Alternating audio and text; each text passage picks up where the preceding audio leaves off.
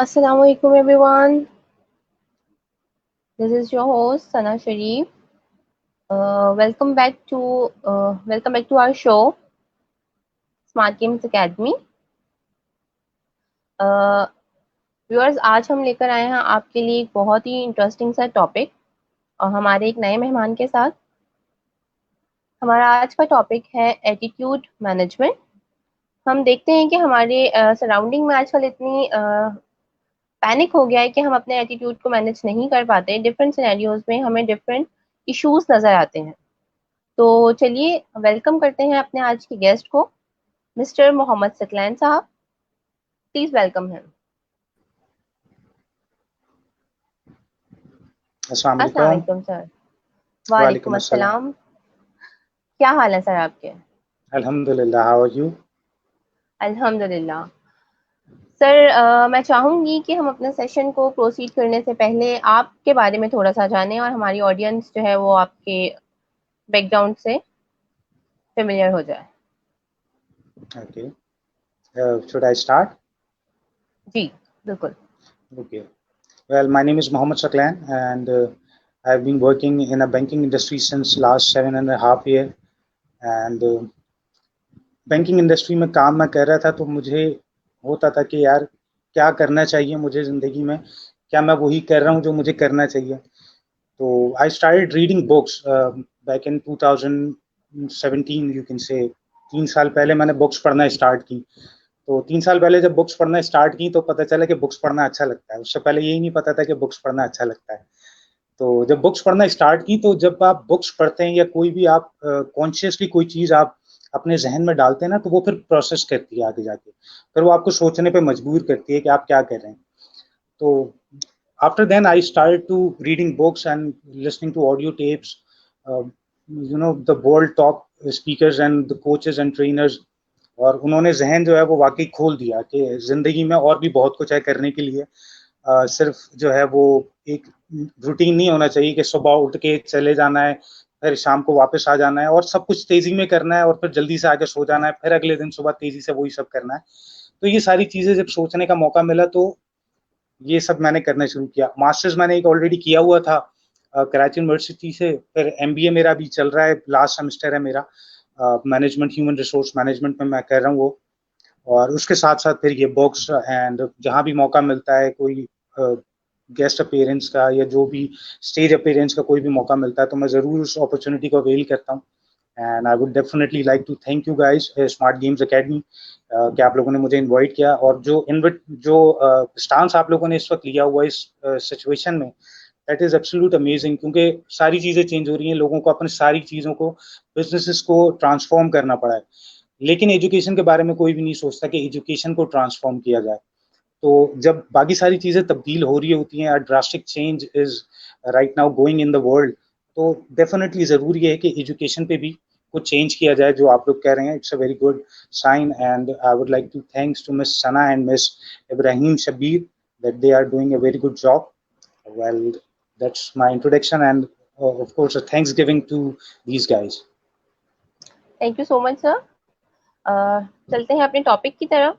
अ, मैं जानना चाहूंगी कि सर एटीट्यूड मैनेजमेंट क्या ही आपने टॉपिक क्यों सेलेक्ट किया हमारी ऑडियंस के लिए? आप क्या समझते हैं कि ये इनके साथ डिस्कस करना क्यों जरूरी है?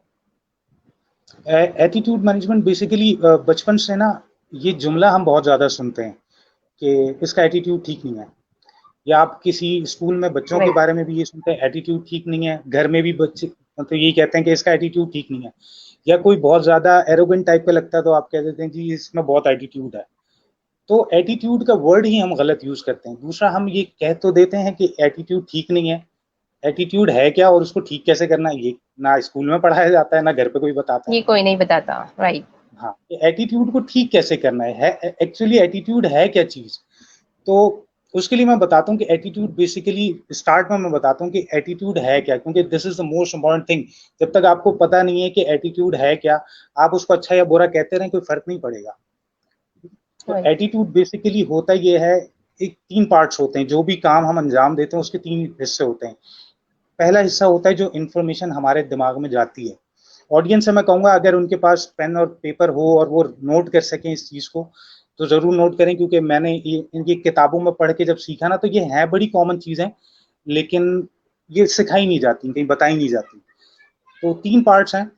वो ये कि पहली चीज होती है जो इन्फॉर्मेशन हमारे जहन में जाती है, ठीक है, the information we receive from outside the world.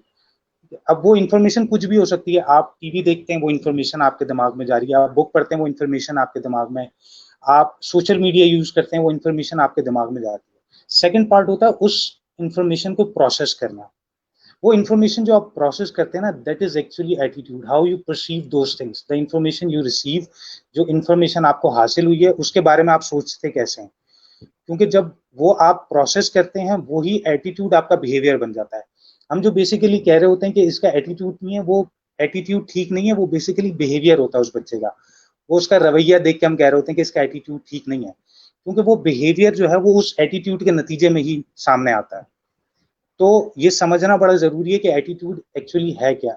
Attitude हमारा बनता है उस इंफॉर्मेशन से जो इंफॉर्मेशन हम हासिल करते हैं। अब फॉर एग्जाम्पल एक शख्स जो है वो मुस्तकिल न्यूज चैनल्स देखता रहता है, वो टॉक शोज देखता रहता है, वो talk shows to be very honest बहुत कंफ्यूजिंग होते हैं, ठीक है। या बच्चा मुस्तकिल गेम्स खेलता रहता है, या मोबाइल पे वो बैठा हुआ है, वो मोबाइल पे मुस्तकिल कुछ ना कुछ या तो पोएम्स देख रहा है, या वो जो है वो कोई गेम खेल रहा है। तो उसका एटीट्यूड डेवलप हो रहा है, क्योंकि जो चीज उसके जहन में जा रही है, उसके जहन में एक एटीट्यूड डेवलप हो रहा है जिसपे फिर वो बिहेवियर दिखाएगा अपना। अब आप उसको फोन नहीं देंगे तो फिर वो जिद करेगा, क्योंकि उसको उसका एटीट्यूड डेवलप हो गया इस चीज पे कि मुझे यही करना है। पहले के दौर में होता ये था कि बच्चे बाहर जाके खेला करते थे, फिजिकल एक्टिविटीज होती थी, क्योंकि वो देखते वही राइट। थे, जो वो इंफॉर्मेशन रिसीव करते थे वो उस इंफॉर्मेशन के हिसाब से अपना एटीट्यूड बनाते थे और फिर वो बिहेवियर शो होता था। ठीक है, मैं अपने दौर में अगर मैं बात करूं तो मैं क्रिकेट बहुत शौक से खेलता था। ये जो भी फिजिकल एक्टिविटीज होती थी वो बहुत शौक से करता था, क्योंकि मैं अपने करीब करीब लोगों को वो करते हुए देखता था। अब बच्चे जो हैं वो अपने करीब करीब के लोगों को देखते ही हैं मोबाइल यूज करते हुए, तो वो मतलब वो जानबूझ के या वो मतलब कोई गलती से वो काम नहीं कर रहे हैं, वो उनका एटीट्यूड डेवलप हो रहा है क्योंकि वो इन्फॉर्मेशन उनके जहन में जा रही है। तो ये समझना एग्जैक्टली। बड़ा जरूरी है कि ये हम इंफॉर्मेशन बच्चों के जहन में क्या हम इनपुट कर रहे हैं, क्योंकि वही इंफॉर्मेशन फिर उनका बिहेवियर बनेगी। ठीक है, तो एटीट्यूड एटलीस्ट हमें ये समझ में आ गया कि एटीट्यूड बनता उस चीज से है जो इंफॉर्मेशन हमारे जहन में जाती है। ठीक है, अब फॉर एग्जाम्पल मैं एक एग्जाम्पल देता हूँ, बड़ी कॉमन सी जनरल सी एग्जाम्पल है। वो ये है कि एक किसान है, अगर वो किसी गांव में रहता है, उसका एक एटीट्यूड डेवलप हुआ है। और वो एटीट्यूड क्या है, वो सुबह उठ के जाएगा खेतों में, रोजाना सुबह खेती बाड़ी करेगा, शाम को टाइम पे घर आएगा और खाना वाना खा के और शाम को जल्दी सो जाएगा। ये उसका एटीट्यूड है ना। ये उसका एटीट्यूड कहाँ से आया? ये उसका एटीट्यूड आया उस माहौल से जिस माहौल में वो रह रहा है। शहर की जिंदगी में रात को जल्दी सोना और सुबह जल्दी उठना तकरीबन नामुमकिन है। उसका रीजन ये है कि हम, नामुमकिन है। बिल्कुल।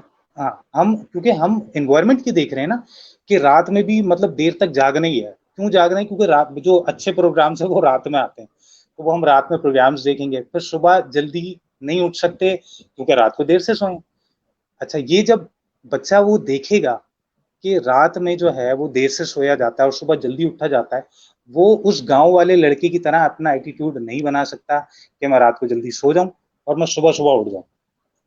ठीक है, तो ये इस चीज को समझना बड़ा जरूरी है कि जो चीजें हम इनपुट कर रहे हैं, जो चीजें हम कॉन्शियसली या अनकॉन्शियसली हमारे जहन में जा रही हैं, वो हमारा एटीट्यूड बनाती है और वही एटीट्यूड हमारा बिहेवियर बनता है। करंट सिचुएशन के हवाले से अगर बात कर लें, इसी पेंडेमिक सिचुएशन की आप कर लें, तो करंट सिचुएशन में एक पैनिक है, अजीब सा पैनिक क्रिएट हुआ है। अच्छा, अगर आप न्यूज चैनल्स देखते हैं वहां पे भी पैनिक है, बाहर निकल के देखते हैं वहां पे भी कुछ हद तक आपको पैनिक नजर आता है। अच्छा, अब ये पैनिक किस तरह है? ये पैनिक इस तरह है क्योंकि आपको न्यूज बार बार दी जा रही है। आपको न्यूज बार बार क्या दी जा रही है? पूरी दुनिया बंद है, पूरी दुनिया में जो है वो लॉकडाउन चल रहा है, कोई भी बाहर नहीं जा सकता। मतलब आप बाहर गए तो ऑलमोस्ट तकरीबन आप मर चुके हैं फिर अगर आप बाहर निकले। तो वो इंफॉर्मेशन कंटिन्यूसली आपके जहन में डाली जा रही है कि जी अब बस दुनिया बंद हो चुकी है, अब इस दुनिया में कुछ नहीं हो सकता। तो जब ये इंफॉर्मेशन बार बार जहन में जाएगी तो ऑब्वियसली कुछ भी कर लें आप, आपके जहन में ना ये आपका जहन प्रोसेस करता है। एक कमरे में, अगर एक कमरे से कोई शख्स बाहर आया और वो क्या अंदर सांप है, फिर एक और शख्स बाहर आया, वो के अंदर सांप है। 15-20 लोग आके यही कहते रहे ना कि अंदर सांप है। अब आप बाहर खड़े होकर डरना शुरू हो जाएंगे कि बाकी अंदर सांप है, इतने लोग कह रहे हैं होगा सांप। अब आप अंदर जाते हैं और आपको अंदर गलती से रस्सी भी नजर आ गई ना, आपने उसी को सांप समझ लेना, क्योंकि राइट। आपका एटीट्यूड डेवलप हो गया है उस इंफॉर्मेशन से, जो इंफॉर्मेशन बार बार आपके जहन में गई है। अब इस इंफॉर्मेशन का मैं आपको बताता हूँ कि पॉजिटिव एटीट्यूड कैसे क्रिएट किया जाता है और नेगेटिव एटीट्यूड किस तरह बन जाता है। अब ये एटीट्यूड, ये जो इन्फॉर्मेशन बार बार जा रही है ना, ये नेगेटिव एटीट्यूड है। मैं इसमें पॉजिटिव ढूंढने की कोशिश करता हूँ। इस वक्त पाकिस्तान में ऑलमोस्ट 2,25,000 पेशेंट्स हैं कोरोना वायरस के, ठीक है, और उनमें से 4,500 की डेथ हो चुकी है। लेकिन जो रिकवर हुए ऑलमोस्ट। हैं ना, वो ऑलमोस्ट 96,000 पीपल हैं जो रिकवर हो गए। अब आप अगर इसको 2,25,000 में से 96,000 निकाल दें तो आपके पास बचते हैं 1,30,000। Sir I think. Am I audible? या कंटिन्यू कंटिन्यू। तो आप अगर इन 96,000 को निकाल देना 2,25,000 में से, तो आपके पास जो वो जो आपके पास नंबर बचेगा वो होगा 1,30,000।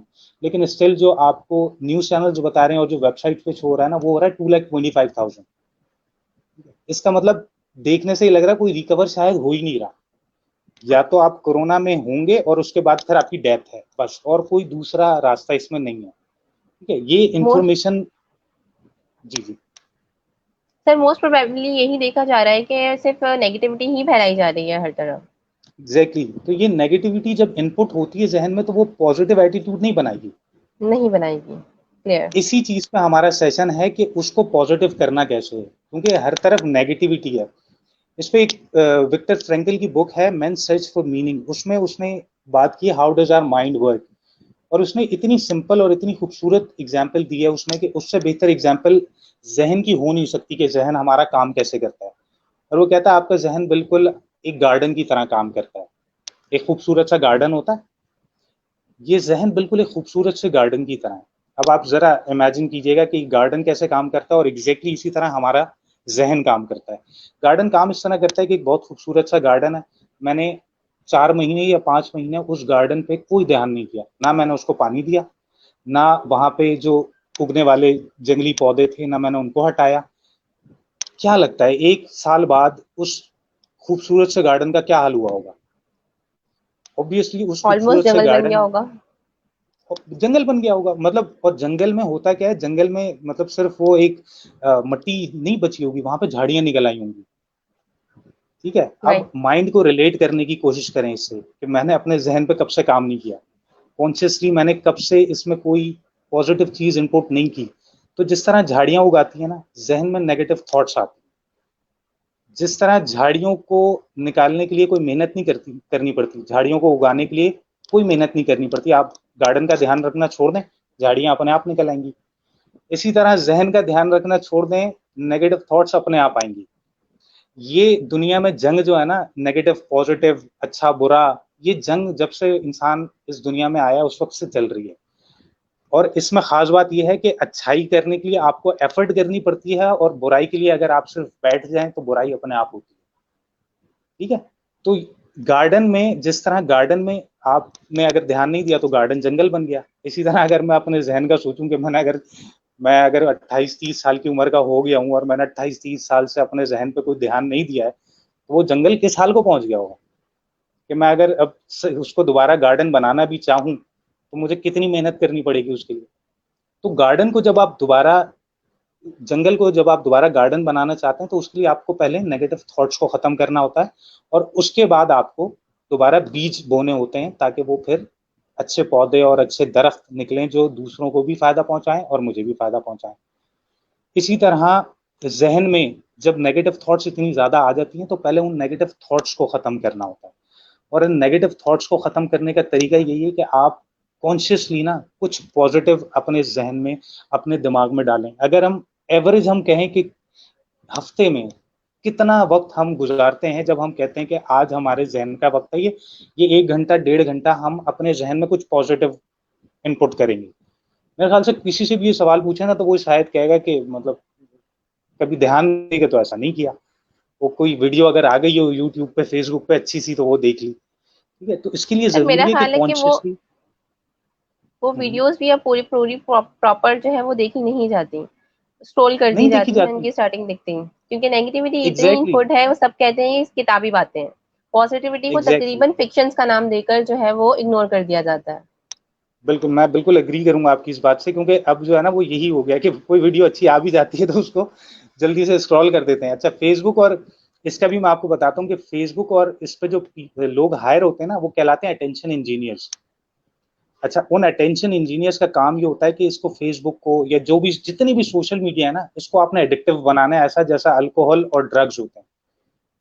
ये बाकायदा जो हाईली पेड पीपल हैं इस सोशल मीडिया के, वो लोग हैं जो अटेंशन इंजीनियर्स हैं।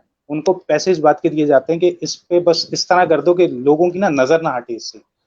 तो आपके लिए तो मतलब नेगेटिव एटीट्यूड बनाने के लिए तो मुस्तकिल काम हो रहा है। पॉजिटिव एटीट्यूड बनाने के लिए मुझे खुद काम करना पड़ेगा। एक स्टोरी मैं आपको सुनाता हूँ पॉजिटिव एटीट्यूड की। जो मैं एक प्रोग्राम में गया था एज ए गेस्ट स्पीकर, और वहां पे एक साहब आए हुए थे। अच्छा, उनका पता चला कि वो साहब नाबीना है, ब्लाइंड थे वो। अच्छा, लेकिन जब उसकी स्टोरी मैंने सुनी तो वो मतलब रोंगटे खड़ी करने वाली स्टोरी थी।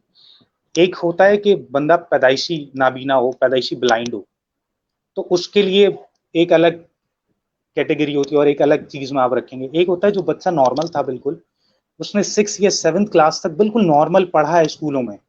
7 क्लास में उसको कोई बीमारी हुई, और उस बीमारी के लिए जो उसने मेडिसिन यूज की, उन मेडिसिन से ये रिएक्शन हुआ कि उसकी बीनाई चली गई, उसकी आंखों से रोशनी चली गई।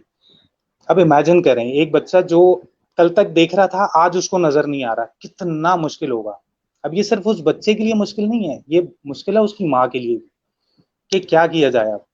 क्योंकि जब बच्चा बचपन से अगर नाबीना हो तो उस पर तो सब्र कर लिया जाता है कि चलो इसका कुछ नहीं हो सकता, अब ये है ही नाबीना।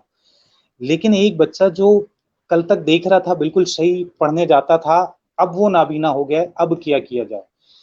ये सिचुएशन जिंदगी में आती हैं। ये जिंदगी जो है ना, इसमें कुछ यूनिवर्सल लॉज हैं, कुछ बेसिक लॉज हैं जिनको हम चेंज नहीं कर सकते। जिस तरह लॉ ऑफ ग्रेविटी है, चीज ने नीचे ही आके गिरना है, इस ग्रेविटी को हम चेंज नहीं कर सकते। ठीक है, law of right. Sowing and reaping, law of sowing and reaping हम कहते हैं जो बोगे वही काटोगे।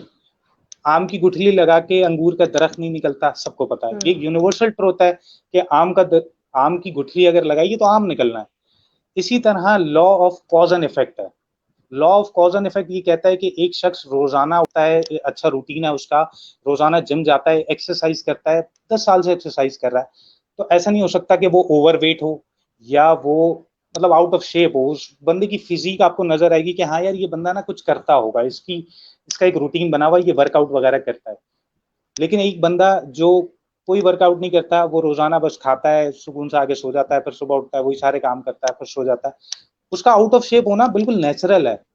ये कहलाता है law of cause and effect. मतलब इसमें कोई कोई मिरेकल नहीं है, कोई जादू नहीं है कि आप कहें कि जी मैं कल रात सोया था तो मैं मोटा था और मैं सुबह उठा हूं तो मैं दुबला हो गया हूं। ऐसा कुछ भी नहीं होता।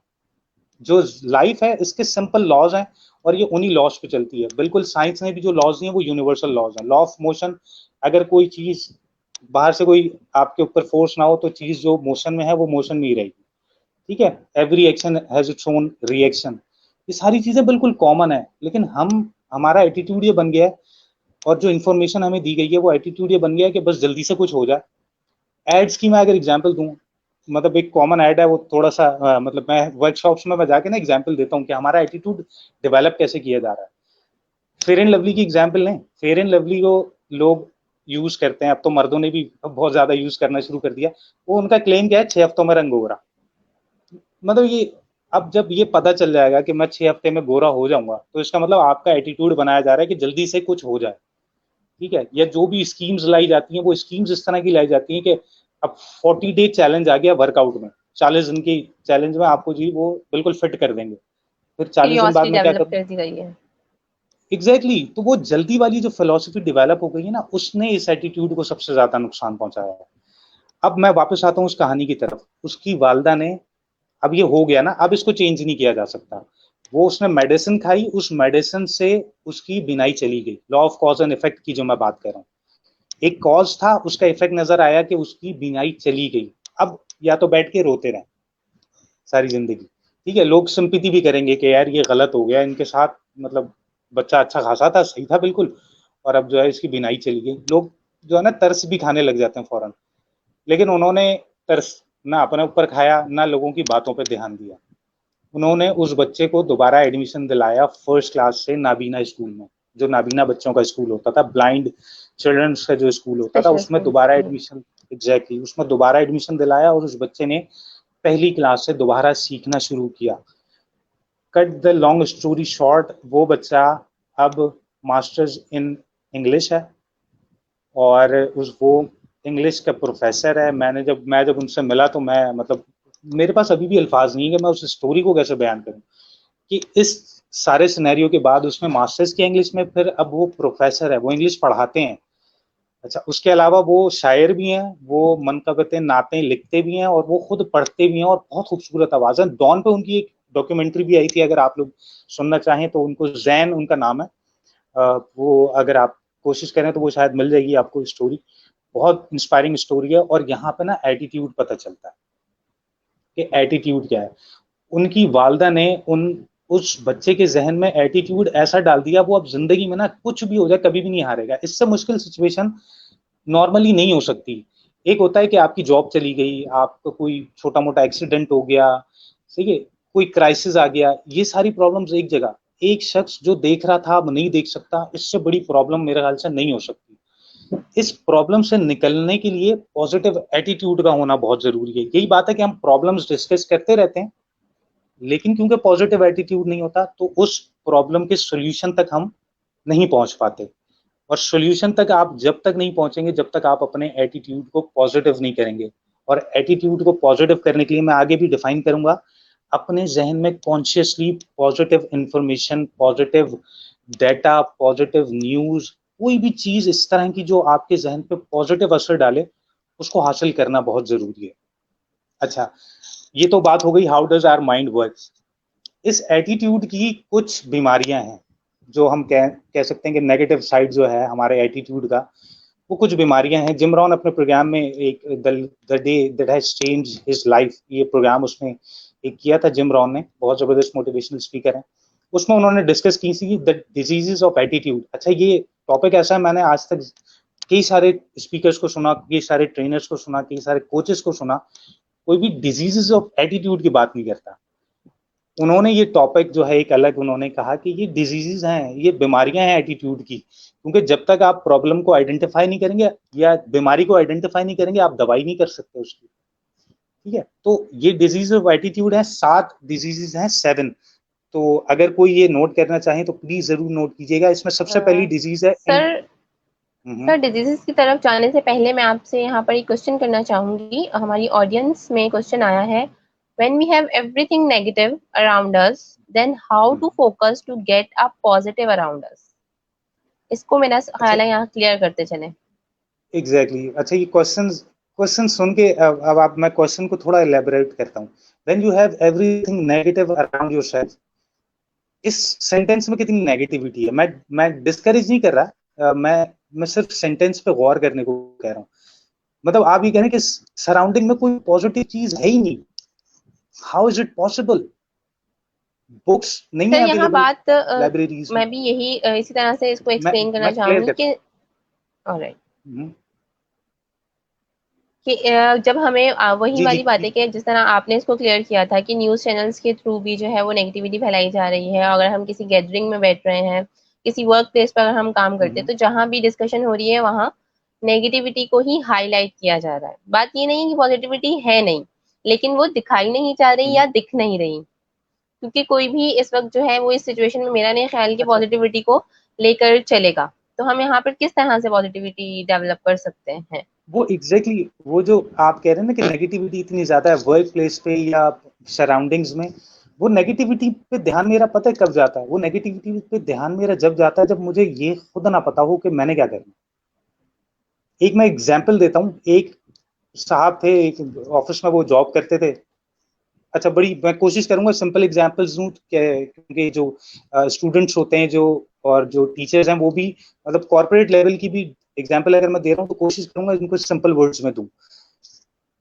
अब वो एक साहब जो होते हैं वो बड़े परेशान होते हैं। वो कहते हैं कि यहाँ पे मुस्तकिल जो है ना सब दूसरों के बारे में बातें करते रहते हैं, गॉसिप्स करते रहते हैं, किसी के पास कोई पॉजिटिव बात नहीं है। सब जो है वो एक दूसरे की शिकायतें करने में लगे रहते हैं, या फिर बुराइयां करने में लगे रहते हैं।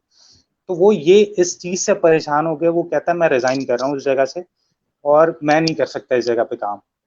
तो वो जब अपने बॉस को ये बातें बताता है तो बॉस कहता है अच्छा ठीक है, एक चलो जाओ, तुम छोड़ के जाना चाहते हो चले जाओ, एक काम मैं तुम्हें देता हूँ, सिर्फ आज के दिन एक काम कर लो। कहता है मैं तुम्हें एक स्पून दे रहा हूँ, उसके ऊपर एक एक मतलब पानी उसमें डालो, स्पून में ना पानी रखो और पूरे ऑफिस का चक्कर लो, पूरे ऑफिस को विजिट करके आओ, पानी का एक कतरा भी नहीं गिरना चाहिए चमचे में से। कहता है ठीक है, कोशिश करूंगा मैं। अब वो चमचा मुंह में रख के पानी उसमें उस पर ध्यान देगा मुस्तकिल, वो चले जा रहा है कि पानी ना गिर जाए। अब उसको एम्बैरेसिंग भी लग रहा है कि यार ये मुझसे क्या, मैं जॉब छोड़ना चाह रहा था, ये मुझसे किस काम में मुझे इन्होंने लगा दिया, ये मैं क्या कर रहा हूँ। अच्छा, अब वो मुस्तकिल चले जा रहा है और वो पूरा चक्कर लगा के बॉस के पास आ गया, और सेंस ऑफ अचीवमेंट जो होता है ना कि मैंने एक भी कतरा नहीं गिरने दिया, और आके वो अपने बॉस को बताता है। तो उसका बॉस कहता है कि जब तुम विजिट कर रहे थे ऑफिस में तो मुझे बताओ जरा कौन किसके बारे में क्या बात कर रहा था। तो ही वॉज साइलेंट स्टन्ड। कहता है कि मेरा तो ध्यान ही चमचे पे था कि पानी ना गिर जाए इसमें से। कहते हैं कि यही वजह है, आप जब ध्यान दे रहे थे लोगों की बातों पे तो आपका ध्यान था नेगेटिविटीज की तरफ। आपको जब मैंने एक टास्क दे दिया, आपने ध्यान रखा अपने टास्क पे, तो यू डोंट केयर कि कौन क्या बात कर रहा है और कौन किसके बारे में क्या कह रहा है। So that is the thing, यही मैं बताना चाह रहा था कि ये जो हम कहते हैं ना कि बहुत ज्यादा नेगेटिविटीज हैं, नेगेटिविटीज को आपको किसने कहा कि आप सारी दुनिया की नेगेटिविटीज खत्म करने चले जाए। आप कम से कम एटलीस्ट अपना गोल डिफाइन कर लें। ठीक है, अब ये मोबाइल फोन फॉर एग्जांपल हमारे पास है, मोबाइल फोन में भी हर चीज नेगेटिव ही आ रही है ना, क्या पॉजिटिव नहीं है इसमें। मुझे अगर पता है कि मैं एक ट्रेनर बनना चाहता हूँ, या मैं एक आर्टिस्ट बनना चाहता हूँ, या मैं एक क्रिकेटर बनना चाहता हूँ, या मैं एक बहुत जबरदस्त पेंटर बनना चाहता हूँ, या मैं राइटर बनना चाहता हूँ, क्या इस मोबाइल फोन में हर वो चीज है जिसकी मदद से मैं अपने गोल तक पहुंच सकता हूँ। अगर तो सवाल है इसका कि हाँ हर वो चीज मौजूद है, तो इसका मतलब मैं उस पर फोकस करने के बजाय नेगेटिव पर खुद फोकस कर रहा हूँ। अगर मैं राइट। मोबाइल लेके बैठूं और मैं लेकिन कहूं कि सर मैंने यहाँ मेरा मैंने एक देखना है और कि कौन। यहाँ मैं एक और चीज हम्म क्लियर करना चाहूंगी। अभी थोड़े टाइम पहले आपने एक एग्जांपल दी थी कि जब आप बचपन में बाहर जाया करते थे तो क्रिकेट आपका जो है वो फेवरेट गेम था। एक चीज आ गई कि हमें सोशल सराउंडिंग्स में मूव करना चाहिए ताकि हम तक इंफॉर्मेशन जो है वो डिलीवर होती रहे। राइट। और अभी आप यहाँ पर कह रहे हैं कि जो है जब हम अपने ठीक है, सोशल सर्कल्स में होते हैं तो हमें वहां पर फोकस नहीं करना चाहिए। तो इन दो बातों को जरा जो है वो आप किस तरह से लिंक करेंगे? मैं बिल्कुल इसको लिंक कहता हूँ, बहुत बहुत बहुत अच्छा क्वेश्चन है, आई अप्रिशिएट इट। ऐसे इसमें ना ये फोकस करने की जो चीज है ना, इसका हरगिज ये मतलब नहीं है कि आप अपने रिलेशनशिप से अपने अपने इंजॉयमेंट से कट ऑफ हो जाए। एग्जैक्टली ये मतलब बिल्कुल भी नहीं है। ऐसा ऐसा अगर करेंगे ना तो आप अपने एम पे भी फोकस नहीं कर पाएंगे। राइट। जिम रॉन इसी के बारे में कहता है, when you work work, when you play play, don't play at work. बहुत सिंपल जुमला है और बहुत प्रिसाइज जुमला है, और चीज को ना क्लियर कर देता है। कहता है जब काम कर रहे हो ना उस वक्त काम करो, जब खेल रहे हो उस वक्त खेलो, जब खेल रहे हो उस वक्त काम को दिमाग में मत लाओ, और जब काम कर रहे हो उस वक्त खेल को दिमाग में मत लाओ। नॉर्मली हमारे यहाँ होता है कि हमारी डिस्ट्रैक्टिव सोच इतनी ज्यादा डिस्ट्रैक्शंस में हम घिर जाते हैं कि जब हम फैमिली के साथ एंजॉय कर रहे होते हैं ना तो हमारे जहन में ऑफिस आ जाता है। यार ऑफिस का ये वाला काम रह गया था, ये मैंने नहीं किया। अब ऑफिस का जो काम था जो वहां करना था वो भी नहीं हुआ, और यहाँ जो फैमिली के साथ एंजॉय करना मैं ये भी नहीं कर रहा। तो right. When you play play, when you work work, don't play at work. अभी जब फैमिली के साथ हो ना, कीप योर टोटल अटेंशन। दंदा पानी एक है इंडियन मॉन्क, वो कहते हैं फोकस करने को कहा जाता है, हमें फोकस करना सिखाता कोई नहीं है, कॉन्सेंट्रेट करना। कहते हैं कि कॉन्सेंट्रेट करने का जो एक सिंपल सेंटेंस है ना वो है अनडिवाइडेड अटेंशन। ठीक है, मैं अगर ये प्रोग्राम मैं कर रहा हूँ और मेरे जहन में चल रहा हो कि मैंने आगे भी 2-3 और प्रोग्राम्स करने हैं, मैंने आगे 2-3 प्रोजेक्ट्स मेरे चल रहे हैं, मैंने उन पर करना है, मैं ये प्रोग्राम नहीं कर पाऊंगा। मैं उस तरफ जहन अपना ले जाऊंगा तो मेरा मेरा फोकस इस पर नहीं रहेगा। इसी तरह जब हम काम कर रहे होते हैं और उसमें घर की कोई परेशानी आ जाए ना, मैं काम पे फोकस नहीं कर पाऊंगा। राइट। तो इस कंसंट्रेशन को अनडिवाइडेड अटेंशन, अच्छा मैं इसकी भी एग्जांपल दे देता हूँ। वैसे ये बड़े लोगों के लिए एग्जांपल, वो कहता है अगर कंसंट्रेशन को आपने प्रैक्टिस करना है ना, उसकी सबसे जबरदस्त प्रैक्टिस ये है कि जब आप अपने रिलेशनशिप्स में हो, जब आप अपने घर पे हो, अपने भाई बहन, अपने स्पाउस के साथ, तो आप लिसनिंग करें। आप सिर्फ उन्हें बैठ के सुने कि वो क्या कह रहे हैं, क्योंकि जब आप उनकी कहने पे जब आप सुनेंगे ना, तो आपकी अटेंशन डाइवर्ट होगी। उस अटेंशन को आपने वापस लाना है, ये प्रैक्टिस होती है कि आप प्रैक्टिस करें, अटेंशन डाइवर्ट ना हो, आप वापस लाएं और कॉन्सेंट्रेट करके उन्हीं की बात को सुने। ये होती है सर अपने प्रैक्टिस, ही कोई भी बहन चीज। भाइयों की, अपने ही बहन एग्जैक्टली। भाइयों को सुनना तो वाकई बहुत मुश्किल काम है।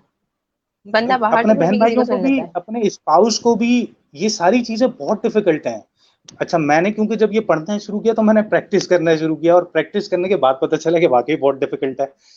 पहले लगता था कि मतलब ये तो कोई मुश्किल बात नहीं है, हो जाएगा कोई, लेकिन 40 मिनट 45 मिनट कंटिन्यूस लिसनिंग करना कंसंट्रेशन के साथ, इट्स डिफिकल्ट।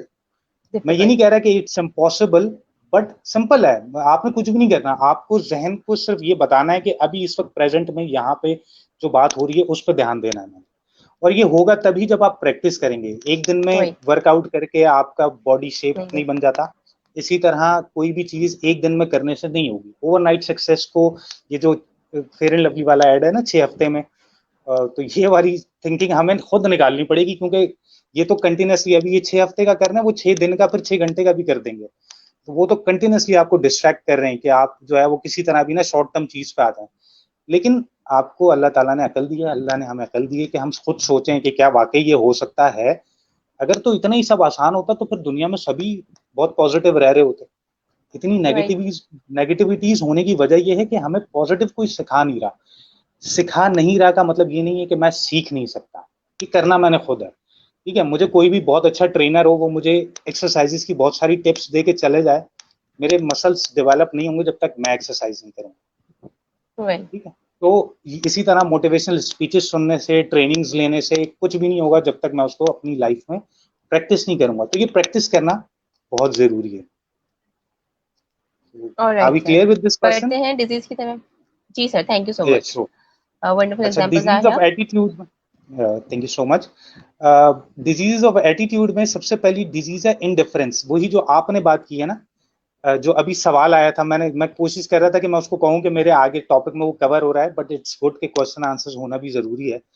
इनडिफरेंस एक डिजीज है, बीमारी है एटीट्यूड की। इनडिफरेंस क्या है? मुझे कोई फर्क नहीं पड़ता, कंधे यूं कर देते ना, जो हो रहा है होने दो, चलने दो, मतलब ये जो इनडिफरेंस है ना, ये बीमारी है एटीट्यूड की। मतलब मुझे पता ही नहीं है कि मैंने क्या करना है, जो हो रहा है होने दो।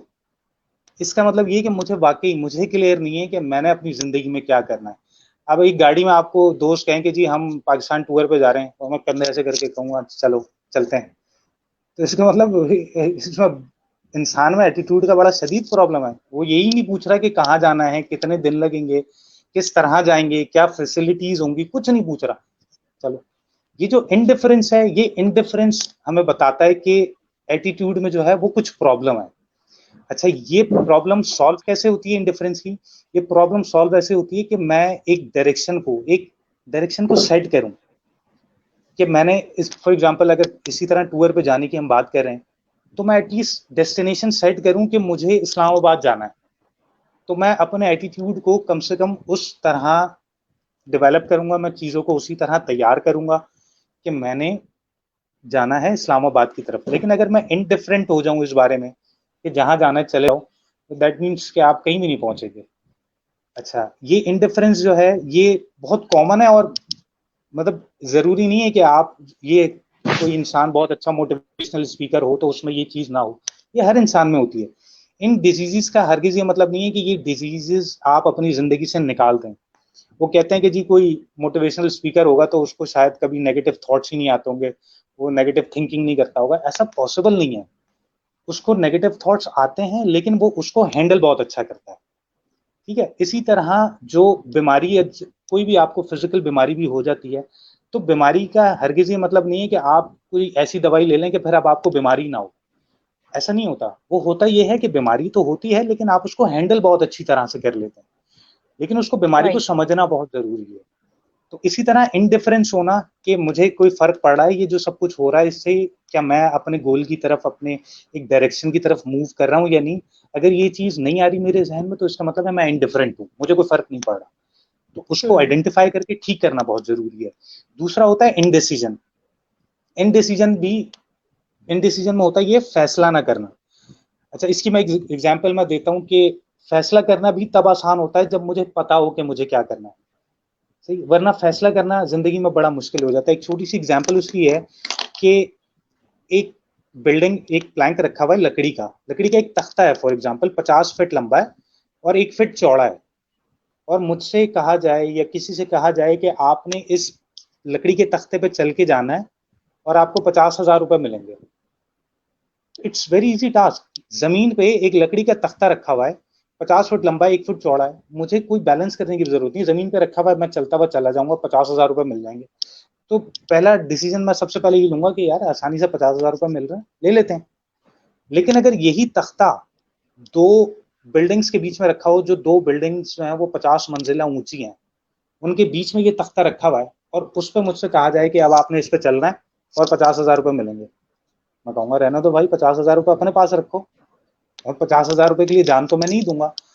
अच्छा, इसी सिनेरियो को थोड़ा चेंज करते हैं। सामने आप एक बिल्डिंग पे खड़े हैं, सामने वाली बिल्डिंग में आग लगी हुई है, और उस बिल्डिंग में या तो खुदा न खास्ता आपकी वालदा है, या कोई बच्चा है आपका, या कोई आपका करीबी रिश्तेदार है।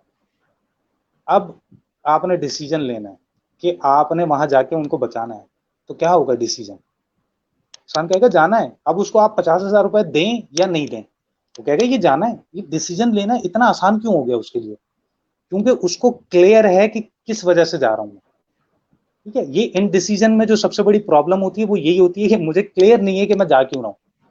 अगर मुझे इतना ही क्लियर हो जाए कि मैं इसलिए जा रहा हूं कि मैंने अपनी वालदा को बचाना है, तो मैं चला जाऊंगा। इसी तरह जब मैं अपना एक गोल क्लियर कर लूंगा कि मुझे ये अचीव करना है, तो फिर मैं वो स्टेप ले लूंगा, डिसीजन लेना मेरे लिए आसान हो जाएगा। इन डिसीजन की भी जो सबसे मेन रीजन होती है वो यही होती है कि ये डिफाइन नहीं होता कि क्या करना है, कहाँ जाना है। अच्छा, तीसरी जो हमारी है वो है डाउट। हमें अपनी सलाहियतों पर या तो भरोसा नहीं होता, या दूसरों की बातें हम बड़ी जल्दी मान लेते हैं, डाउट करने लगते हैं, अपनी एबिलिटीज पे डाउट करने लगते हैं, अपनी वर्थ पे। हमें ये नहीं पता होता हमारी वर्थ कितनी है, खुदा ने हमें किस चीज के लिए पैदा किया और खुदा ने हमें क्या क्या सलाहियतें देकर पैदा किया। इस चीज पर डाउट होना शुरू हो जाता है कि मैंने एक गोल तो सेट कर लिया, लेकिन मुझे अब ये डाउट हो रहा है कि मैं पता नहीं वहां तक पहुंच पाऊंगा या नहीं, पता नहीं मुझ में वो काबिलियत है या नहीं, पता नहीं लोग मेरे बारे में क्या कहेंगे, अगर मैं अचीव नहीं कर पाया तो क्या होगा। ये सारे डाउट्स जो है ना, ये होते हैं, ये भी एक बीमारी है। मतलब ये वाकई में बंदा इसको बैठे सोचे तो पता चलेगा कि ये बीमार कर रहा है मुझे, मैं अपने पोटेंशियल पे नहीं पहुंच पा रहा हूँ। उस पोटेंशियल पे ना पहुंचने की एक मेन रीजन ये नहीं है कि लोग क्या कह रहे हैं या मेरी एबिलिटी कितनी है, उसकी रीजन ये कि मैं खुद डाउट कर रहा हूँ अपनी एबिलिटीज पे। मुझे खुद यकीन नहीं है कि मैं इतना केपेबल हूं कि मैं ये काम कर लूंगा।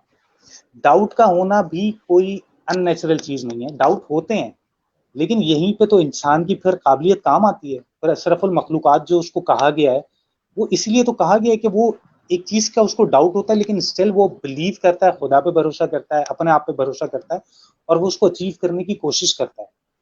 तो ये जो सेल्फ डाउटिंग जो होती है ना हमारी, जो खुद पे भरोसा ना करना होता है, ये बहुत सारी चीजें करने से हमें रोक देता है।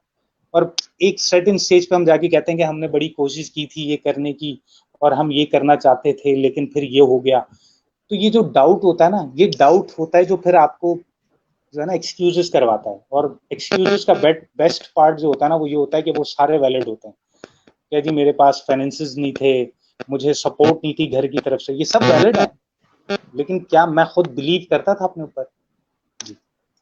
सर यहाँ पर मैं आपसे एक क्वेश्चन करना चाहूंगी कि अगर इसी चीज को हम थोड़ा सा मोल्ड करें इनसाइड क्लासरूम की तरफ, आपने जो थर्ड चीज बताई कि बहुत दफा ऐसा होता है कि इंसान केपेबल होता है लेकिन उसे अपनी वर्थ खुद मालूम नहीं होती।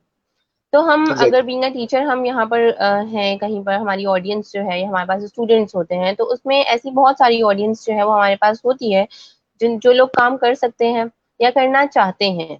वो लोग विलिंग, समटाइम्स वो लोग विलिंग होते हैं और समटाइम्स वो कैपेबल्स होते हैं। तो सर यहाँ पर कौन सी एक्टिविटीज हम उन्हें करवा सकते हैं कि वो जो है ये चीज जान सकें कि वो कौन सी एबिलिटी उनमें है, या वो पॉजिटिव एटीट्यूड जो उनके अंदर डेवलप करना चाहते हैं हम, उनके लिए आप क्या टिप्स देंगे हमारे ऑडियंस और हमारे टीचर्स को? आपको? मैं अपोलोजाइज करूंगा कि क्योंकि मैं ये टीचिंग से रिलेटेड ज्यादा है, तो मैं थोड़ी सी जो है वो ज्यादा जनरल करके मैं कह रहा हूँ एग्जांपल्स। बहरहाल ये क्वेश्चन आपका काफी रेलेवेंट है इस चीज से कि क्लासरूम में ये किस तरह यूज किया जाए। अच्छा, ये सेल्फ डाउट जो क्रिएट होते हैं या जो खत्म होते हैं ना, उसमें बहुत बड़ा हाथ होता है टीचर्स का। टीचर्स अगर उस बच्चे राइट। को ये यकीन दिला देना कि you have a capability, you can do it, you have all the potential you need to have in order to achieve what you want to achieve, ये अगर टीचर यकीन दिलाना शुरू कर देना बच्चों को, तो ये वो वही वाला इनपुट हो जाएगा जो हमने शुरू में बात की कि बच्चे के जहन में इनपुट जाना शुरू हो रहा है कि आई एम केपेबल ऑफ। अच्छा, टीचर्स की मैं एक बात करता हूँ, मेरे खुद अपने एक टीचर की मैं मिसाल देता हूँ। मेरे एक टीचर थे, उन्होंने एक जुमला मुझे कहा था। वो बहरहाल वो स्कूल में नहीं थे, वो यूनिवर्सिटी में थे वो, लेकिन मैं इंपॉर्टेंस बताना चाह रहा हूँ कि टीचर के जुमलों की इंपॉर्टेंस क्या होती है बच्चों की लाइफ में। मुझे टीचर ने ये कहा था कि देखो, हमें ना तुमसे बहुत ज्यादा उम्मीदें हैं। अच्छा, उस वक्त मैं ये सोचता था कि ये मुझे, अच्छा ये जुमला ना फिर गूंजता है बच्चे के जहन में कि टीचर ने ऐसा क्यों कहा मुझसे, मुझ में ऐसा क्या है। मतलब मुझे उस वक्त तो कुछ फील नहीं होता था कि मुझ में कोई ऐसी चीज है जिसपे सर ये कह रहे हैं कि हमें तुमसे बड़ी उम्मीदें हैं। लेकिन जब टाइम गुजरता है, जब बच्चा थोड़ा होश संभालता है, तो उसको समझ में आनी शुरू हो जाती है चीज, और फिर वो जुमला भी उसको याद आता है।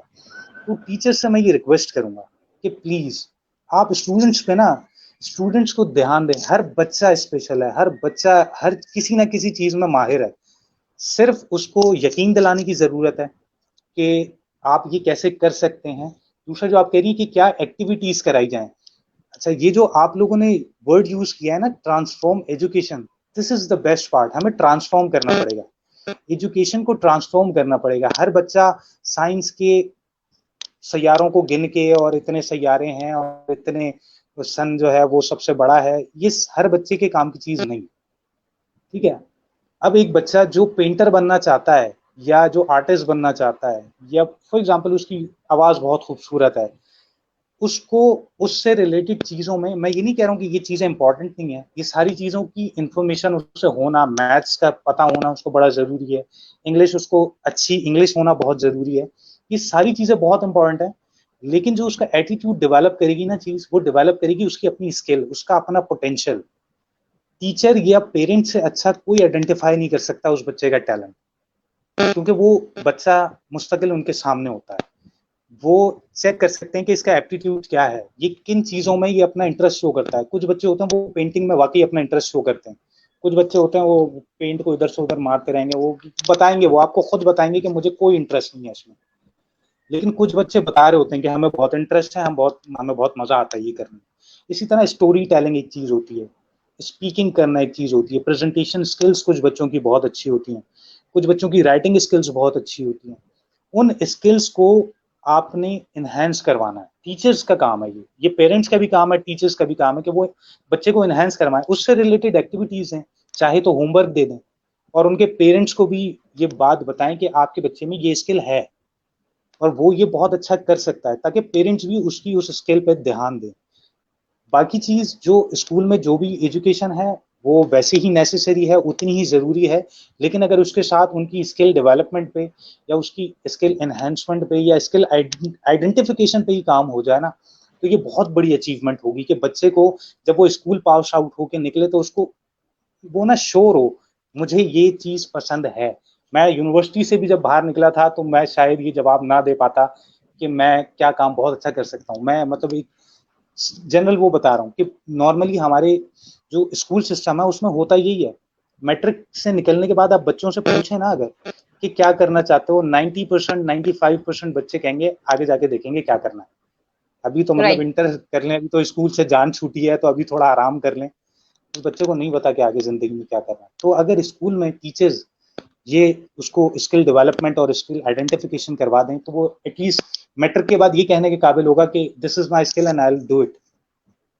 सर, यहाँ एक और क्वेश्चन करना चाहूंगी कि हमारे स्टूडेंट्स जो हैं जब वो स्कूल में आते हैं तो वो बहुत ही इनोसेंट लेवल के होते हैं, लेकिन वो ठीक है। अपने सराउंडिंग्स में और अपनी गैदरिंग्स के साथ जब वो आगे मूव ऑन होना स्टार्ट हो जाते हैं, डिफरेंट बड़ी क्लासेस की तरफ बढ़ते हैं, तो उनमें जो एक एटीट्यूड डेवलप होता है वो भी हमने देखा है, वो थोड़ा सा मिसबिहेवियर टाइप का, और जो है कि जो बच्चे पहले टीचर्स की बहुत ज्यादा रिस्पेक्ट किया करते थे, वो अब उस लेवल की नहीं रह जाती।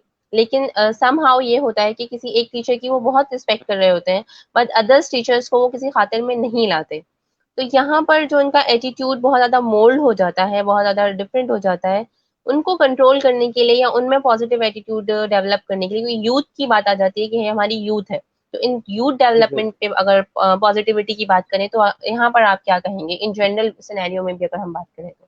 अच्छा, जो चेंज आप करने की बात करें कि इस एटीट्यूड को चेंज कैसे किया जाए, उससे पहले हमें ये पता करना चाहिए कि ये एटीट्यूड असल में डेवलप हुआ कैसे, ये वही। क्यों इनमें डेवलप हो जाता है एटीट्यूड। क्योंकि सही होने की बात जब की जाएगी जब पता चलेगा हुआ किस वजह से, तो उस प्रॉब्लम को खत्म करेंगे तो ये प्रॉब्लम अपने आप सॉल्व हो जाएगी। तो आइडेंटिफाई करते हैं हम कि ये एटीट्यूड इन बच्चों में आता कहाँ से है, मतलब ये कैसे एकदम से, मतलब रिस्पेक्ट वाले एटीट्यूड से ये एकदम से इस तरह बागी क्यों हो जाते हैं वो, मतलब वाकई एक अजीब ही एटीट्यूड हो जाता है बच्चों का जिस तरह वो। उसका सबसे मेन रीजन जो है वो तो यही है कि जो इनपुट हमारे जहनों में आ रहा होता है ना, जो टीवी प्रोग्राम्स हम देख रहे होते हैं, जो मूवीज हम देख रहे होते हैं, मतलब खुद इस एज में मैं अब देखता हूँ ना तो मुझे वाकई थोड़ी सी एम्बेरसमेंट होती है कि ये अगर बच्चे ये देखते होंगे तो उनके जहन में जाता क्या होगा। वो मूवीज, वो मतलब टीवी प्रोग्राम्स आपको इंसल्ट करना सिखा रहे हैं टीचर की, तो वो बच्चे में कहीं ना कहीं तो वो बच्चा इनपुट ले रहा है ना उससे, और आपको तो नहीं समझ आएगा कि ये बच्चा कहाँ से ले रहा है, लेकिन वो इनपुट दिया जा रहा है उनको। ठीक है, मूवीज में बाकायदा ये होता है कि टीचर्स को जो है वो या तो इंसल्ट किया जा रहा है या उनके कैरेक्टर्स ऐसे बनाए जाते हैं कि जी मतलब इनके पास जिंदगी में कुछ नहीं था तो ये शायद इसलिए टीचिंग कर रहे हैं, और मतलब खुद इनका अपना जो मतलब एटीट्यूड है या इनका अपना बिहेवियर है वो कोई खास है नहीं, और ये टीचिंग कर रहे हैं। तो ये जो इनपुट टीचर्स का बनाया जा रहा है, या जो इमेज टीचर्स का बनाया जा रहा है मीडिया के थ्रू, वो भी एक बहुत बड़ा फैक्टर है। अब इसको रोकना कैसे है, ये काम सबसे पहले तो पेरेंट्स की जिम्मेदारी है कि वो एटलीस्ट इस चीज का तो ध्यान रखें कि बच्चे इनपुट क्या ले रहे हैं।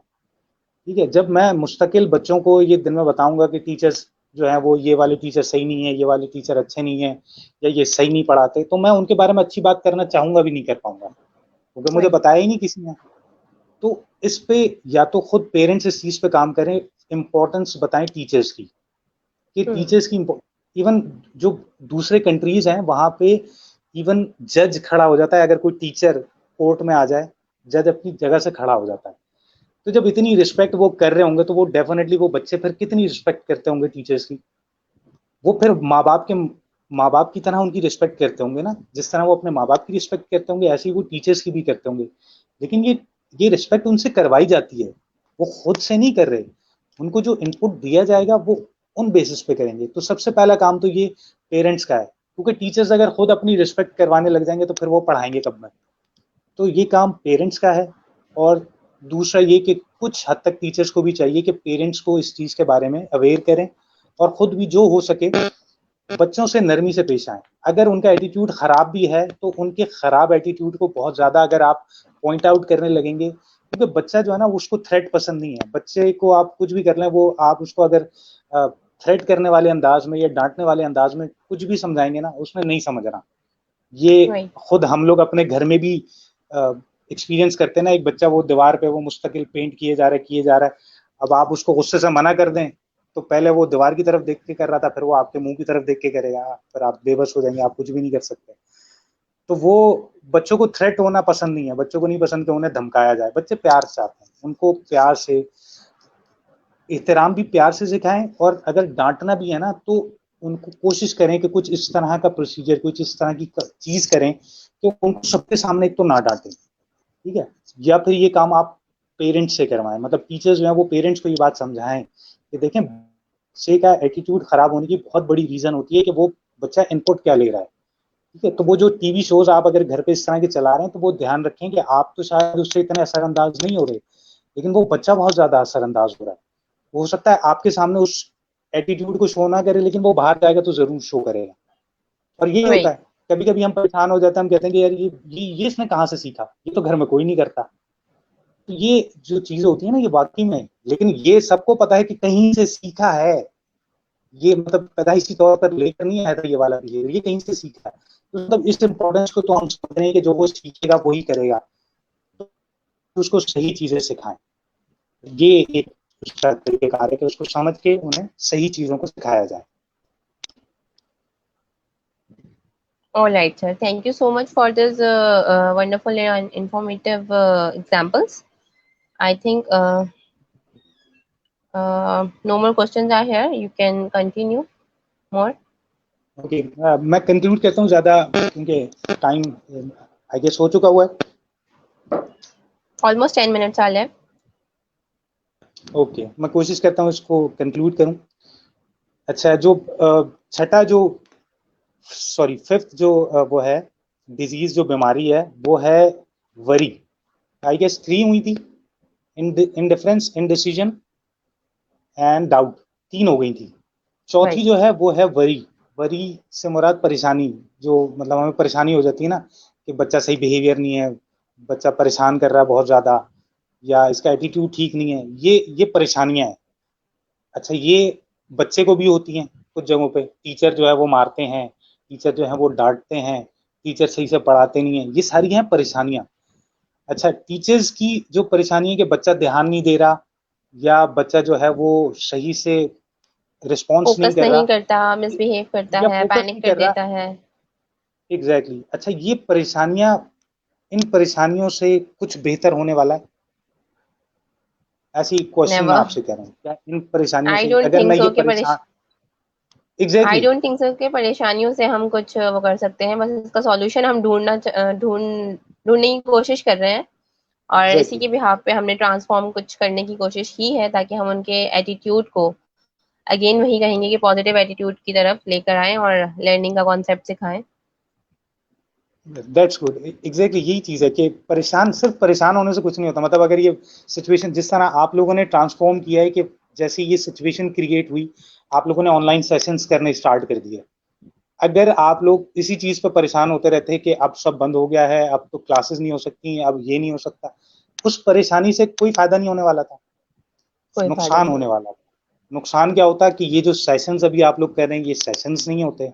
ये जो पॉजिटिव थॉट्स लोगों के पास आपके चैनल से जा रही हैं, वो पॉजिटिव थॉट्स नहीं जाती, और खुद आपका अपना नुकसान क्या होता कि आप परेशान हो रहे, परेशान होने से मजीद नेगेटिव थॉट्स आती हैं। ठीक है, तो ये एक सबसे जबरदस्त चीज जो आप लोगों ने की है इस बीमारी को खत्म करने के लिए, जो वरी है ना, वरी जो परेशानी है, उस परेशानी से बचने के लिए, या उस परेशानी को सर पे सवार करने के बजाय एक एक्शन। मैं अगर परेशान होता रहूं कि बच्चे जो है वो सही बिहेवियर नहीं कर रहे, या बच्चे जो है वो परेशान कर रहे हैं, बजाय इसके कि मैं परेशान हूं इस चीज पे, मुझे चाहिए कि उसका सोल्यूशन तलाश करें। तो वही। ये एक बीमारी है कि आपने परेशान नहीं होना, क्योंकि परेशान होने से कोई फायदा नहीं होने वाला। परेशान होने से वो कहते हैं कि ज्यादा अपना ही खून जलता है अगर परेशान हो। तो बजाय परेशान होने के थोड़ा सा पॉजिटिव एटीट्यूड करके उस परेशानी का इलाज तलाश करते हैं, या सोल्यूशन जो भी हम हासिल कर सकें। अच्छा, एक और चीज होती है, जो पांचवी चीज है, वो है ओवर कॉशन। बहुत ज्यादा एहतियात करना, बहुत ज्यादा मुहतात हो जाना। ठीक है, अब आजकल जो पेरेंट्स का, या पेरेंट्स के ही ज्यादातर देखने में आता है कि बाहर नहीं जाने देते बच्चों को, मोबाइल पकड़ा देते हैं कि बाहर जाएगा तो या तो खराब हो जाएगा, या पता नहीं क्या, उसको जो है वो फिजिकल एक्टिविटी नहीं करवानी कोई, या किसी भी चीज में, जिंदगी के किसी भी शोबे में आप बहुत ज्यादा एहतियात करने लगे। अब जैसे कोई, अगर मैं कुछ करना चाह रहा हूँ, मैं उस एहतियात में मैं सोचना शुरू कर दूं, जैसे मैं किसी सफर पे जाना चाह रहा हूँ, मैं उसमें ये एहतियात करना शुरू कर दूं कि सफर में अगर कोई एक्सीडेंट ना हो जाए, कोई मतलब कोई मिसहैप ना हो जाए, और उस एहतियात की बिना पे मैं घर पे बैठ जाऊं, क्या मैं उस सफर को कभी इंजॉय कर पाऊंगा? नेवर। मैं उस सफर को कभी भी इंजॉय नहीं कर पाऊंगा। ठीक है, इसी तरह लोग जो है ना वो रोक देते हैं इस चीज से कि ये रिस्क है, इसमें इस काम में रिस्क है, ये मत करो। तो मेरा उनसे छोटा सा ये जवाब है कि रिस्क हर काम में है। जब पहली दफा गाड़ी बाहर चलाते हैं, रोड पे जब पहली दफा लेके जाते हैं, वो बहुत बड़ा रिस्क होता है कि अगर आपसे गाड़ी कंट्रोल नहीं हुई और एक्सीडेंट हो गया, तो या तो आपकी जान जा सकती है, या किसी और की जान जा सकती है। बहुत बड़ा रिस्क है।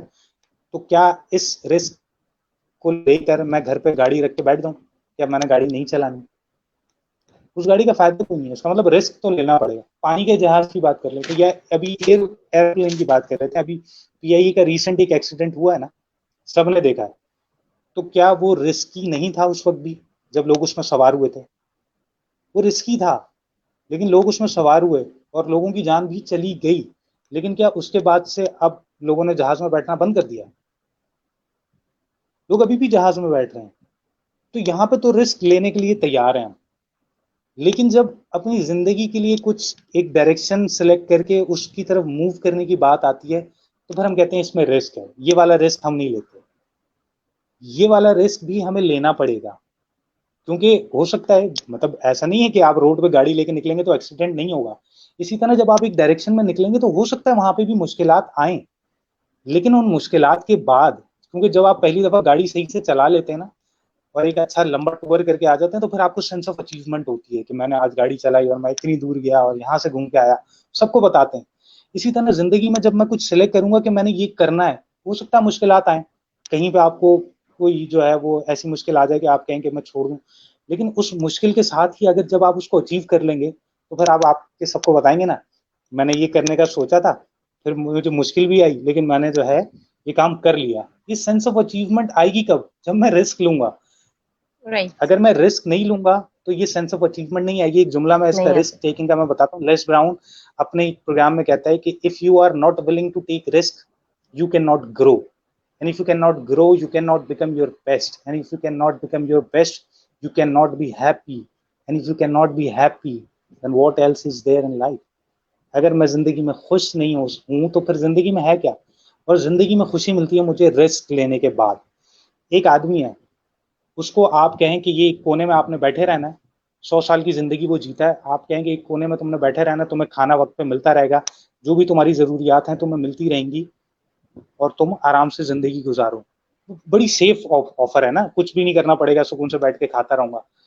लेकिन वही एक शख्स है जो 30 साल की उम्र में माउंट एवरेस्ट चढ़ के आ जाता है, मतलब वो माउंट एवरेस्ट सर करके आ जाता है। उसकी जिंदगी में और उस 100 साल की जिंदगी में फर्क है या नहीं? उस सो बंदे की मच। जिंदगी का जो 100 साल, बहुत फर्क है। जो 100 साल की जिंदगी जिसने गुजारी है, उसकी जिंदगी का खुलासा इतना है, मैं एक जगह बैठा हुआ था, मुझे खाना मिल जाता था, मेरी सारी जरूरियात पूरी हो जाती, मेरी जिंदगी खत्म हो गई। वो जो 30 साल का जो बंदा है जिसने माउंट एवरेस्ट सर किया ना, वो कहेगा मैं निकला, पहला बेस कैंप हमने यहाँ लगाया, दूसरे बेस कैंप पे तूफान आ गया था, उसमें हमारे साथ जो है वो प्रॉब्लम हुआ, एक बंदा हमारा गिर भी गया था। उसके पास एडवेंचर होगा, बताने के लिए बहुत सारी कहानी होगी। तो बजाय इसके कि 100 साल की जिंदगी एक सुकून की जगह पे बैठ के गुजारूं, थोड़ा सा एडवेंचर लाइफ में होना जरूरी है।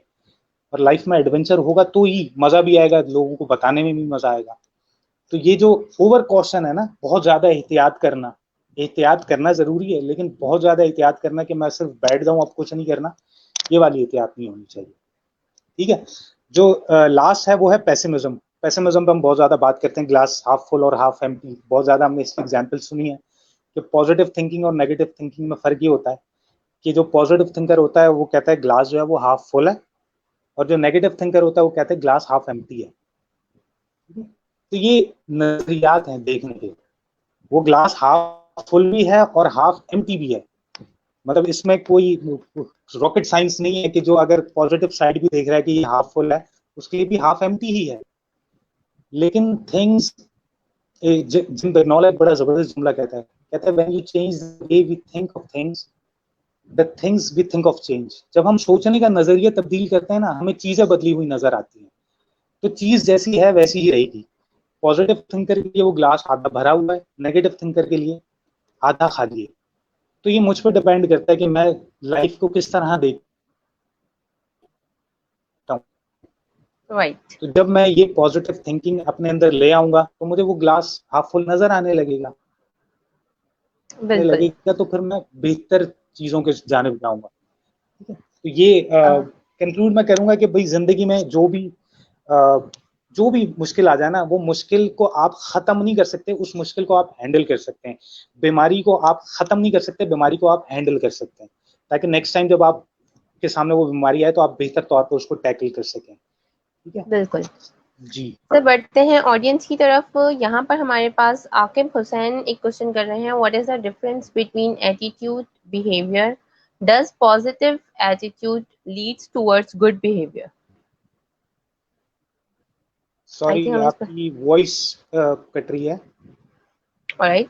Sir mister Can you repeat this? Aqib Hasnain का कहना है, what is the difference between attitude and behaviour? Mhm.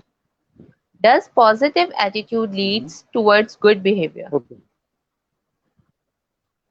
और इसके साथ ही हमारे पास एक और Does कमेंट positive है, attitude? डज आपकी पॉजिटिव आवाज एटीट्यूड डिस्ट्रैक्ट हो डज रही है. Positive attitude leads towards good behaviour? क्या पॉजिटिव एटीट्यूड जो है वो लीड्स करता है गुड बिहेवियर को?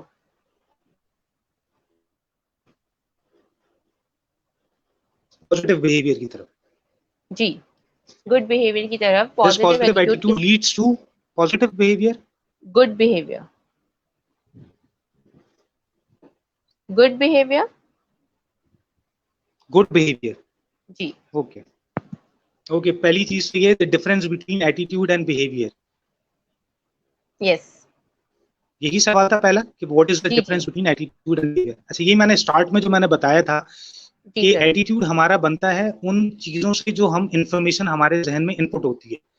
जो भी इनपुट हम लेते हैं, जो भी इंफॉर्मेशन हमारे जहन में जाती है, हमारा एटीट्यूड बनता है उस इंफॉर्मेशन के हिसाब से. ठीक है. वो इंफॉर्मेशन, क्योंकि अगर कोई इंफॉर्मेशन मेरे जहन में नहीं गई तो मेरे लिए एटीट्यूड बनाना, पॉजिटिव या नेगेटिव करना बहुत मुश्किल हो जाएगा. ठीक है. मुस्तकिल अगर नेगेटिव इंफॉर्मेशन मेरे जहन में जाएगी तो वो it will leads to a negative attitude. ठीक है. तो ये जो इंफॉर्मेशन है, इसको पहले हमें समझना है कि ये इंफॉर्मेशन जो इनपुट हो रही है वो हमारा एटीट्यूड बनाती है. अब सवाल है कि एटीट्यूड और बिहेवियर में क्या डिफरेंस है. जो हमारा बिहेवियर है, जिसको हम कह रहे होते हैं ना कि इसका एटीट्यूड ठीक नहीं है, वो बेसिकली उसका बिहेवियर होता है. जिसको हम कह रहे होते हैं कि इसका बिहेवियर ठीक नहीं है. एटीट्यूड जो होता है वो प्रोसेस होता है जहन में. जब वो अपने बिहेवियर से, मतलब वो एटीट्यूड को अपने बिहेवियर से शो कर रहा होता है. अब उसका अगर बिहेवियर डिस्ट्रक्टिव है तो इसका मतलब उसका एटीट्यूड नेगेटिव है. अगर उसका बिहेवियर प्रोडक्टिव है, इसका मतलब उसका एटीट्यूड पॉजिटिव है. आप उसके बिहेवियर से उसका एटीट्यूड आइडेंटिफाई कर सकते हैं. Attitude itself is not a visible thing. आप बिहेवियर को आइडेंटिफाई करते हैं, बिहेवियर को आप देखते हैं और उस बिहेवियर से आप अंदाजा लगाते हैं कि इसका एटीट्यूड पॉजिटिव है या नेगेटिव है. तो behaviour is a physical name of your attitude. जो भी आपका एटीट्यूड होता है वो आपके बिहेवियर में शो हो रहा होता है. अच्छा, सेकंड क्वेश्चन जो था वो ये था कि positive attitude leads to a good behaviour. Yes यही था. जी sir Okay. Obviously, if a person is behaving in a certain way, which is positive or negative, obviously वो उसका एटीट्यूड अंदर से होगा. अच्छा, इसमें कुछ सवाल जो है ना वो इस तरह की भी आ जाते हैं कि हिपोक्रेसी भी तो हो सकती है कि वो मतलब जहन में तो वो नेगेटिव उसने सोचा हुआ हो और वो सामने वो दिखा रहा हो कि मैं बड़ा पॉजिटिव हूँ. ठीक है. ये शॉर्ट टर्म में यूज हो सकता है, लॉन्ग टर्म में वो कहीं ना कहीं दिखा देगा अपना बिहेवियर कि मैं इन एक्चुअल ये कर क्या रहा था. और बहुत ज्यादा टाइम भी नहीं लगता इसमें. ठीक है. और ये बहुत ज्यादा ना ऑफिस में या कॉर्पोरेट एनवायरनमेंट में ये बहुत ज्यादा देखने को मिलता है कि बॉस के सामने गए तो बहुत अच्छा बिहेवियर हमने रख लिया और वापस आके हमने कह दिया कि हम तो ऐसे ही कर रहे थे. ठीक है. तो वो जो बाहर आके आपने बता दिया ना, वो आपने बता दिया कि you have a negative attitude. उस बिहेवियर ने बता दिया कि आपका नेगेटिव एटीट्यूड है. अंदर आपने चाहे पॉजिटिव बिहेवियर करके दिखा दिया, मैनिपुलेट आपने कर दिया, लेकिन इन एक्चुअल जो आपका बिहेवियर है, जो आपका एटीट्यूड है वो नेगेटिव है. इसी वजह से आपका ये itself, hypocrisy itself a negative attitude. मतलब नेगेटिव बिहेवियर दिखाना या चीज को जो जहन में है उससे अलग करके दिखाना, it is a negative thing. तो नेगेटिव एटीट्यूड आपके बिहेवियर में शो हो जाता है. तो अगर ये कहना कि जी positive attitude leads to a positive behaviour, बिल्कुल सिंपल है, डायरेक्टली प्रोपोर्शनल है positive attitude and positive behaviour.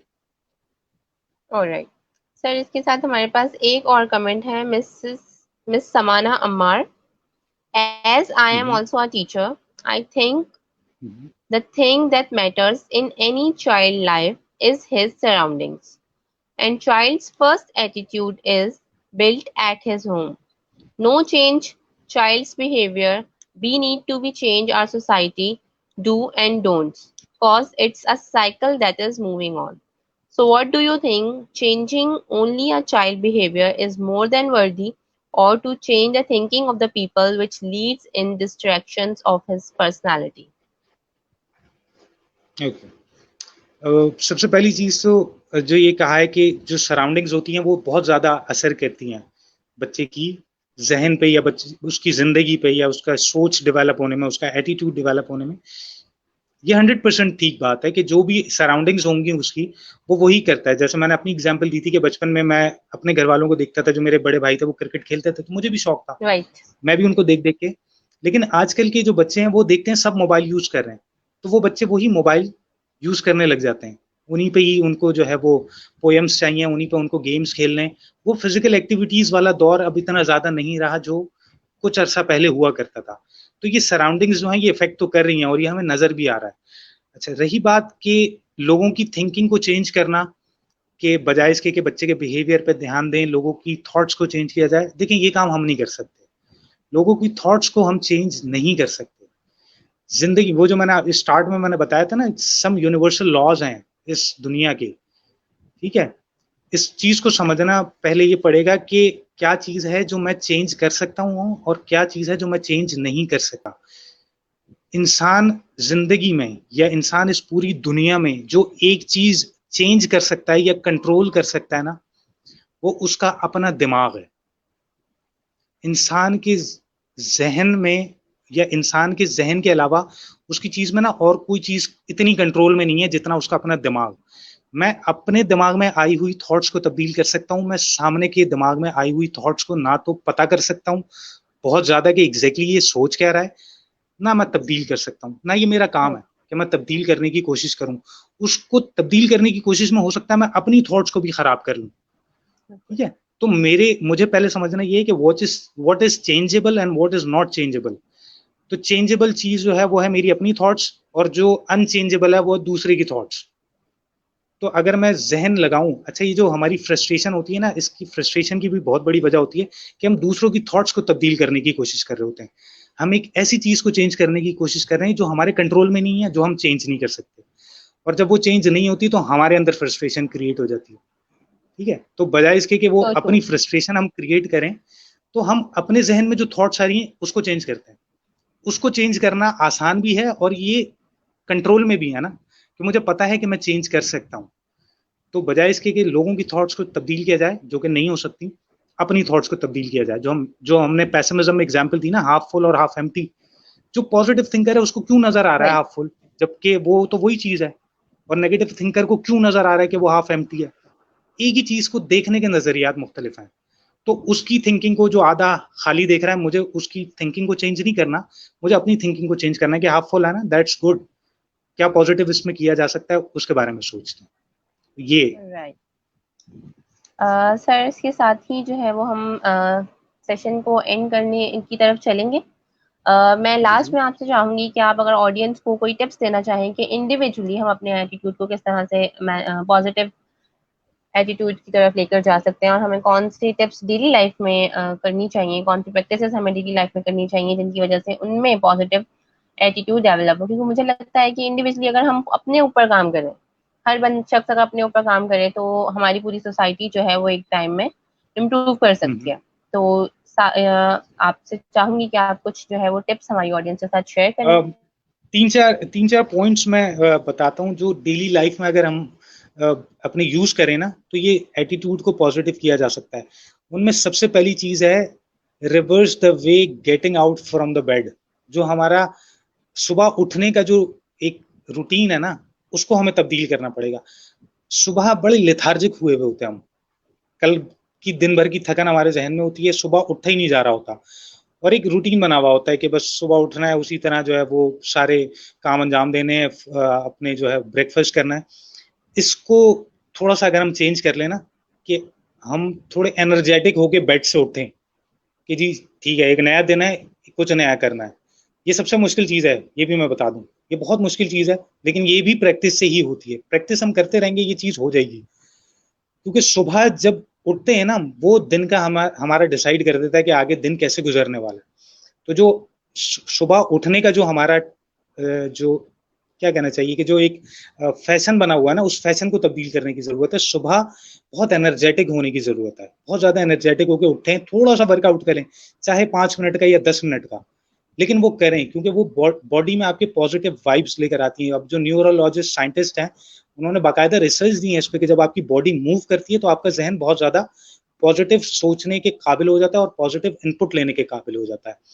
दूसरी चीज, रोजाना नहीं तो कम से कम 2 दिन में एक दफा कुछ भी पॉजिटिव, कोई भी पॉजिटिव मटेरियल अपने जहन में कॉन्शियसली इनपुट करें, अनकॉन्शियसली नहीं, कॉन्शियसली इनपुट करें कि, और ये पता हो कि मैं ये अपने जहन में पॉजिटिव थॉट जो है मैं ये डाल रहा हूं, ताकि उसका फिर आप ख्याल भी रखें। ठीक है, ये दूसरी चीज मैं आपको बता रहा हूँ कि कॉन्शियसली कोई भी पॉजिटिव चीज, इंटरनेट पे बहुत सारी वीडियोस अवेलेबल हैं, बहुत सारी बुक्स, ई बुक्स अवेलेबल हैं, पीडीएफ ड्राइव के नाम से वेबसाइट है, उस पर आपको पर्सनल डेवलपमेंट पे हर बुक मिल जाएगी। तो अगर बुक नहीं पढ़ सकते तो ऑडियो सुने, लेकिन 10 मिनट, और मैं कहूंगा कि अगर 10 मिनट भी अपने जहन के लिए नहीं निकाल सकते तो फिर एटीट्यूड को बेहतर करने का सोचना भी छोड़ दें, नहीं होगा बेहतर। जब तक पॉजिटिवली खुद नहीं आप इनपुट करेंगे, कोई पॉजिटिव आपको नहीं करेगा। अच्छा, तीसरी चीज जो है वो set your self up for success. वो जो मैंने बात की ना कि मुझे एक्चुअली पता हो कि मुझे किस डायरेक्शन में जाना है। मैं अगर बुक पढ़ रहा हूँ तो मुझे ये पता हो कि मुझे किसके बारे में पढ़नी है बुक। मैं अगर पेंटर बनना चाहता हूँ तो पेंटिंग्स के बारे में क्या बुक्स हैं, पेंटिंग्स के बारे में यूट्यूब पे किस तरह की वीडियोज मिल सकती हैं, पेंटिंग्स के बारे में कौन से इंस्टीट्यूट्स हैं, या मैं अगर क्रिकेटर बनना चाहता हूँ या मैं ट्रेनर बनना चाहता हूँ तो ट्रेनिंग के कौन कौन से कोर्सेज होते हैं। ये सारी चीजें अवेलेबल हैं, सिर्फ एक डायरेक्शन में थोड़ी सी मेहनत करने की जरूरत है। कि मैं अगर 1 घंटा अभी यूट्यूब यूज कर रहा हूँ तो मैं देखूंगा कि दुनिया में कौन से अच्छे पेंटर्स हैं, ताकि मैं वो पेंटिंग अच्छी कर सकूं, उस स्किल को मैं बेहतर कर सकूं। क्योंकि जब एक डायरेक्शन मेरे पास होगी, सुबह का जो रूटीन है वो भी अपने आप बेहतर होना शुरू हो जाएगा और पॉजिटिव चीजें कॉन्शियसली डालना भी आसान हो जाएगा। तो डायरेक्शन सेट होना बहुत जरूरी है। तो ये 2-3 चीजें हैं जिससे आप अपने एटीट्यूड को पॉजिटिव कर सकते हैं। वो जो मैंने एग्जांपल दी थी कि चमचा वो मुंह में रख के चलता रहा, लेकिन उसको फिर पता नहीं चला कि ऑफिस में कौन क्या बात कर रहा है, क्योंकि उसके पास एम क्लियर है कि मैंने इसमें से पानी नहीं गिरने देना। तो मुझे पता हो कि मुझे बहुत अच्छा ट्रेनर बनना है या मुझे बहुत अच्छा पेंटर बनना है, तो मैं बाकी चीजों पर ध्यान देने के बजाय अपनी उस स्किल पर ध्यान दूंगा। तो ये कुछ चीजें हैं। आखिर में क्लोजिंग में मैं ये कहूंगा कि इस पेंडेमिक सिचुएशन में सब आप जो है वो एहतियात करें। डरने की जरूरत नहीं है कि बिल्कुल ही सब कुछ बंद करके बैठ जाएं, एहतियात करें, ठीक है ना। टैकल करें, प्रॉब्लम को टैकल करें, प्रॉब्लम से घबरा के बैठ जाना नहीं है, ठीक है। अपना भी ख्याल रखें, क्योंकि अपना ख्याल रखेंगे तो फिर आप अपनी फैमिली का ख्याल रख सकते हैं, ठीक है। वो जब आप हवाई जहाज में सफर करते हैं ना, तो वो कहते हैं कि ऑक्सीजन मास्क गिरेगा तो पहले अपने लगाना, ये नहीं कहते पहले बच्चे को लगा देना। तो पहले अपना ख्याल रखें, ताकि अपना ख्याल रखने के बाद आप अपनी फैमिली का ख्याल रख सकें, ठीक है। Stay safe, stay at home, जो भी प्रिकॉशंस हो सकती हैं वो करें। अगर बाहर जाना भी पड़े तो सारी प्रिकॉशंस के साथ जाएं और खुल के जिए जिंदगी, ठीक है। Thank you so much. I would like to thank you, sir, for on the behalf of my audience and Smart Games Academy. Thank you for giving us such a wonderful session to us and for mentoring. Thank you. Allah Hafiz. Thank you so much. Thank you. Allah Hafiz. I hope audience के आपको आज का session जो है वो पसंद आया होगा। अगर इसके अलावा भी आपके कोई सवालात हैं तो वो आप कमेंट्स में शेयर कर सकते हैं। We will answer them furthermore. और अपना बहुत ख्याल रखिएगा। Stay safe and stay home. हाफिज़।